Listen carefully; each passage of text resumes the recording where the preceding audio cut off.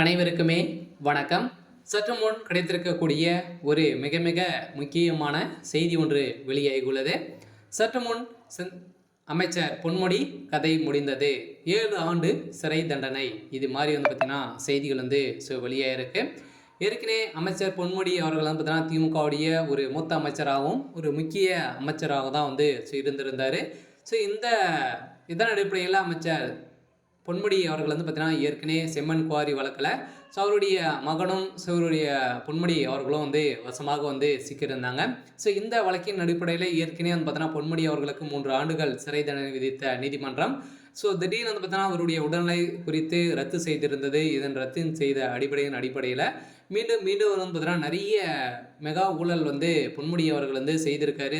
இவர் சீராக தான் இருக்காரு அப்படின்ற மாதிரி இந்த வழக்கை மீண்டும் விசாரணைக்கு வந்திருந்த நிலையில் தான் இப்போ அமைச்சர் பொன்முடி அவர்களுக்கு போட்டிருக்கக்கூடிய உத்தரவின் அடிப்படையில் தான் 7 ஆண்டு சிறை தண்டனை விதிக்க போகிறதாக ஒரு தகவல் வெளியாயிருக்கு. சில திமுக சார்ந்த அமைச்சர்கள் வருகின்ற சட்டமன்ற தேர்தலுக்குள்ளே பார்த்தீங்கன்னா 10க்கும் மேற்பட்ட அமைச்சர்கள் சிறையில் அடைக்கப்படுவாங்க அப்படின்ற மாதிரி தான் அண்ணாமலை அவர்களும் பாஜக தொடர்ந்து நெருக்கடி கொடுத்துட்டு ஒரு நிலையில் தான் இப்போ அமைச்சர் பொன்முடியுடைய கதை முடிந்திருக்கு அப்படின்ற மாதிரி தகவல் வெளியாக இருக்குது. இதை பற்றி இந்த வீடியோவில் நம்ம முழுமையாக பார்க்கலாம். அதுக்கு முன்னாடி நம்ம சேனலுக்கு இப்போ தான் நீங்கள் முதல் முறையாக வந்திருக்கீங்க அப்படின்னா மறக்காமல் நம்மளுடைய சேனலை சப்ஸ்கிரைப் பண்ணி சப்போர்ட் பண்ணுங்கள்.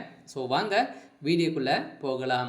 பார்த்தீங்கன்னா இறுதி கட்டத்தில் செம்மண் குவாரி வழக்கு பார்த்தீங்கன்னா அப்செட்டில் அமைச்சர் பொன்முடி அவர்கள் இருந்திருந்தார். இதில் பார்த்தீங்கன்னா விழுப்புரம் மாவட்ட வானூர் அருகே உள்ள பூந்துறை கிராமத்தில் உள்ள செம்மண் குவாரி கடந்த 2007ஆம் ஆண்டு முதல் 2011ஆம் ஆண்டு வரை திமுக ஆட்சியின் போது அளவுக்கு அதிகமாக அனுமதி மீறி 2,64,644 லோடு லாரிகள் செம்மண் எடுக்கப்பட்டதாக அதற்கு அரசுக்கு 28,36,40,000 ரூபாய் பார்த்தீங்கன்னா இழப்பீடு ஏற்படுத்தியதாக அமைச்சர் பொன்முடி அவரது மகன் கௌது சிகாமணி அவருடைய நண்பர்கள் ராஜா மகேந்திரன் ஒரு 8 பேர் மீது பார்த்தீங்கன்னா வழக்குப்பதிவு செஞ்சுருந்தாங்க. இந்த வழக்குப்பதிவின் அடிப்படையில் ஏற்கனவே 2012ஆம் ஆண்டு காலத்தில் மாவட்ட குற்றப்பிரிவு பார்த்தீங்கன்னா வழக்குப்பதிவு செய்து இதற்கு 51 பேர் சாட்சிகள் இருந்திருந்தாங்க.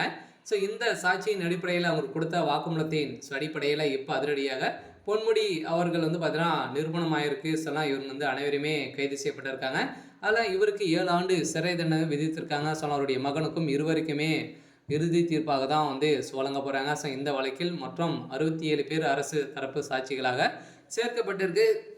இது வரைக்குமே பார்த்தீங்கன்னா 30க்கும் மேற்பட்ட தரப்புக்கு பாதகமாக பிற சாட்சிகள் அளித்துள்ள நிலையில் இந்த நிலையில் நேற்று இந்த வழக்கு விசாரணைக்கு வந்தது. அப்போது ஜெயச்சந்திரன் கோபிநாத் சனாதனம் அனைவருமே நேரில் ஆஜராகிருந்த நிலையில் அமைச்சர் பொன்முடி மற்றும் நேரில் ஆஜராகாத இருந்த நிலையில் தான் இப்போ பொன்முடியுடைய கதை முடிந்திருக்கு.